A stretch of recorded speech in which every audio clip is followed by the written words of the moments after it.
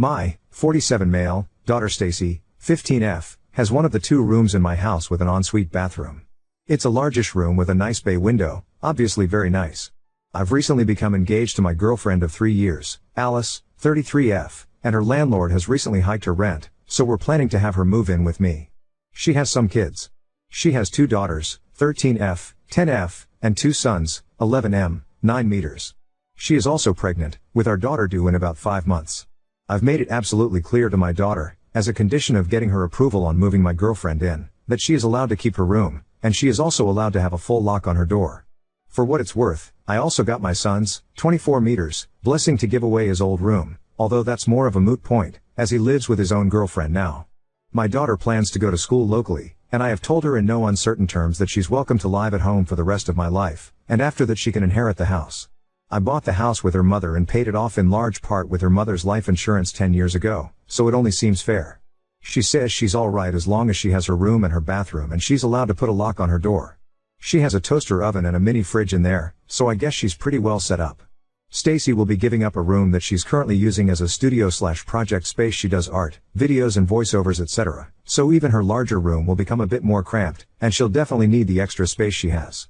There will be a bedroom for Alice's girls, Stacy's old project room, and Alice's boys will be getting my son's old room. I'm going to be putting in a finished nursery/bedroom in the basement for our new daughter. Alice thinks that this is unfair. She thinks it was wrong of me to make the decision without her, and she also thinks that she should move her 2 daughters into Stacy's room, and that Stacy should have to move to the smaller room that they'll be getting. The 2 of them already share a smaller room than the one I'm moving them into as it is, so they are getting an upgrade regardless. Alice thinks that it's not fair for Stacy to have a bathroom all day herself and that there won't be enough bathrooms for everyone else. She also disapproves of Stacy being able to lock everyone out.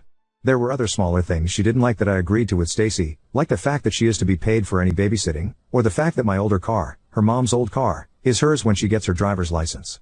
We'll have our own bathroom in the master bedroom, and the house has 3 other bathrooms besides, 1 on each floor, 1 near what will be her girls' room, 1 not far from what will be the boys' room, and 1 little basically be directly next to the new finished room. I told Alice that my deal with Stacy is non-negotiable, set in stone, and that it's literally a condition of her even moving in. Alice is upset that Stacy and I both have spaces completely dedicated to ourselves. I have my office, which I need because I work from home and have projects besides, and there aren't a whole lot of other spaces to put people. I told her she can pretty much do what she wants in the living room, but that it is what it is and there's pretty much nothing to be done about it. A bigger house is not an option unless Alice is going to start making a hell of a lot more money and buy her own bigger house. It's already a pretty big house, and housing is expensive. I told her that she's already getting a break by my only expecting her to contribute 15 or 20% to household bills. If we were doing it proportionally, it would be more like 25 to 30%. We keep separate finances, and we've agreed to a prenup. Alice just seems upset that I won't change the setup even though there's no real way to change it, and she's accused me of treating Stacy like a spoiled little princess and letting her be queen of the house. Frankly, my daughter comes first. She's lived here all her life, and I already know it's going to be a big adjustment having all these other kids move in. As much as I love Alice and as much as I want our relationship to work out, if it's a matter of choosing between the 2 of them, then my relationship with Alice is a sacrifice I'm willing to make. I've told her that if she comes into this with wicked stepmother vibes, and that'll be the end of things. She thinks I'm being unreasonable. Update 1. First, to address a few questions that seem to keep coming up before I lost the ability to read each and every reply, although I'm still trying. My son, 24 male, is my child from a previous relationship before I married my late wife. He has his own provisions in my will, but he's quite aware that the house goes to his sister. My own sister is to become guardian of my daughter if anything should happen to me. I love my sister as dearly as I love anyone, and she and her niece love each other and get along great. I trust her completely if, God forbid, anything should happen. Yes. The basement is an unusual place for a nursery, but I was just trying to make people fit where they could go. The move was supposed to be happening within a month, and Alice's older kids needed rooms now. Meanwhile, the baby isn't going to be born for about 5 months, so she could go into the room that isn't made yet. I honestly figured we could keep a crib in our room for a bit, and after that it's no big deal for a kid to have her room in a finished basement. Also honestly, I didn't want to move my office. It's been where it is forever and I didn't want to move it. I can admit that. We've had the beginning/groundwork of a finished basement since forever, but there was never any reason to really put a move on it. It was a big change to go from having more room than we need with just me and Stacy rattling around in the house to suddenly scrambling for space and to not having enough. It was the obvious spot where an additional bedroom could go, but not a spot where a bedroom is now. Alice and I had talked about marriage and children more or less in the abstract on many occasions, and we both wanted to get married, at some point, if things continued to work out, and I wanted to have more children, although this pregnancy was quite unexpected. It was Alice's pregnancy combined with the rent hike on her place that accelerated the timetable on things. For what it's worth, the rent hike is real. I've seen the paperwork. And I have literally no reason to suspect the baby is not mine. But yes, the only reason why we got engaged so recently is because Alice got pregnant. The only reason why Alice and her kids would be moving in with me so suddenly is because she was likely to need to move somewhere, and I'd obviously like to be responsible for, be near, raise my coming daughter. To me, it made sense for my daughter to live with me. I never wanted to be an absentee/part-time parent or to not have time or share space with my child. The circumstances all made sense, at least until now. I was definitely wary of Alice and paying more attention to her, especially after the many comments that I read. I came to Reddit to get a sanity check on whether or not I was being an asshole about my conditions with Stacy, not to try to actually make any kind of major life or relationship changes. But I didn't want to turn a blind eye either. It was Friday, and Stacy texted me, asking for her allowance. I was with Alice at the time, and I went ahead and let the subject come up. I give Stacy $100 a week. Alice thinks that this is crazy and excessive. She thinks it's improper, and she's brought it up as an example of how she thinks I'm raising Stacy like a spoiled princess. She said as much again when I told her I was sending Stacy her allowance, but this time Alice also asked if her kids would get the same allowance after we get married. I told her that someday our new daughter would probably get an allowance just like Stacy does, but that there was no way I had any plans of shelling out an extra $400 a week for her other kids. Alice got upset. She said that Stacy wastes my money on shoes and makeup. She has previously criticized Stacy for wearing fancy sneakers, high heels, and makeup, and she said that I was showing favoritism and that that is a form of abuse.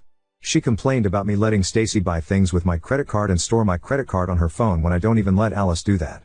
She said that whatever money was going to go to the kids should be split evenly amongst them. When I shrugged and told her that that wasn't going to happen and that I wasn't going to cut Stacy's allowance, she snapped at me and said that a man living alone with his daughter and doting on her like I do is creepy and incestuous, and she said you've just replaced your dead wife with your daughter, and you need to stop. That was it. Sure. I've ignored a lot of red flags up till now, but that was it. She started trying to tell me about how it's unhealthy for me to be so close with Stacy and how she didn't want her kids to be neglected, and how she wanted to be treated as an equal if we were getting married, but I interrupted her and I told her that I don't think we should be getting married. I told her that I don't want her moving in and that we were going to need to work something else out. To be perfectly honest, my sister, my brother, and some of my friends have expressed some of the same misgivings about Alice that I've read, although they were generally a lot more gentle about it. I was in love with her. In fact, I'm still in love with her, and I wasn't seeing things clearly. I told her that I would always and definitely make sure that our child had a roof over her head, but that she was going to have to work something out for herself and her kids on her own. Obviously, we had a huge fight. She screamed at me. She called me a heartless bastard. She blamed Stacy for trying to sabotage our relationship. She guilt-tripped me about her cost of living and how I'm in an empty house all by myself. She also guilt-tripped me about the stress on the baby, and I actually do feel bad and worry about that. She eventually broke down crying and told me to leave.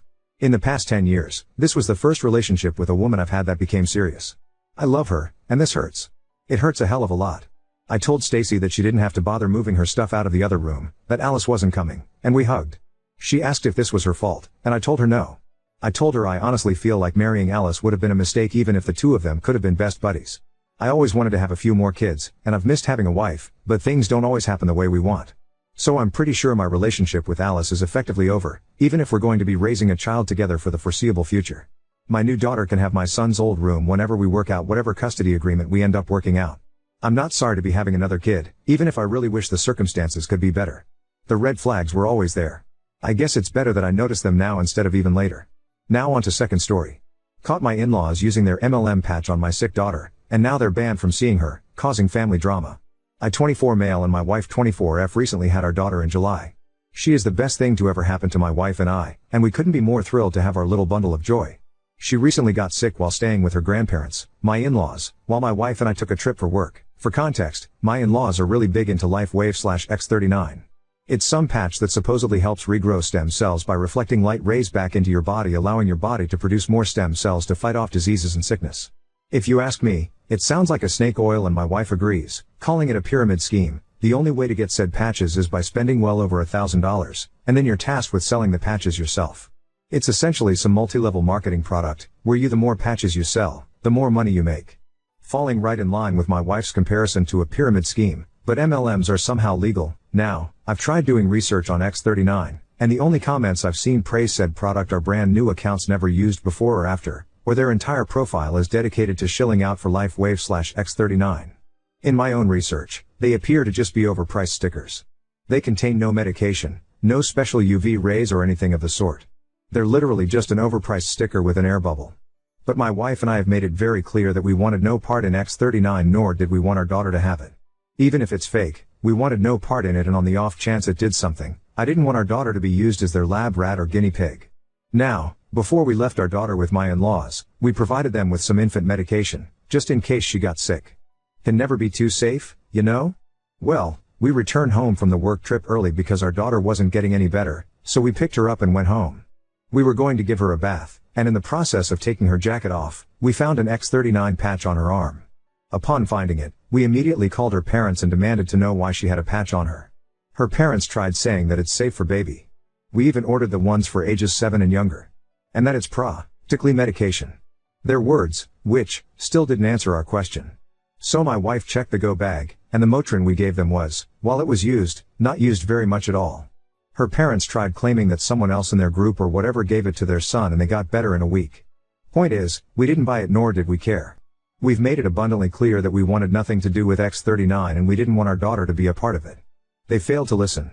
My wife was on the phone with them for over an hour, and while I don't know the exact length the conversation went to, I know it at least ended with her screaming, "Going to see my fucking daughter again, and if you attempt to come to my house we will call the police," before hanging up. That was 3 days ago now, and we've had several missed calls from family members, her parents, her siblings, and even family friends, all saying that we overreacted, and they were just trying to help. Maybe we overreacted, but we wanted nothing to do with that, and despite making it clear, they went against our wishes and did it anyways. And instead of giving my daughter actual medication, they tried to give her some placebo patch. Her parents tried claiming that we're stopping them from seeing their only grandchild over something so small. But we did want to hear it. Ida?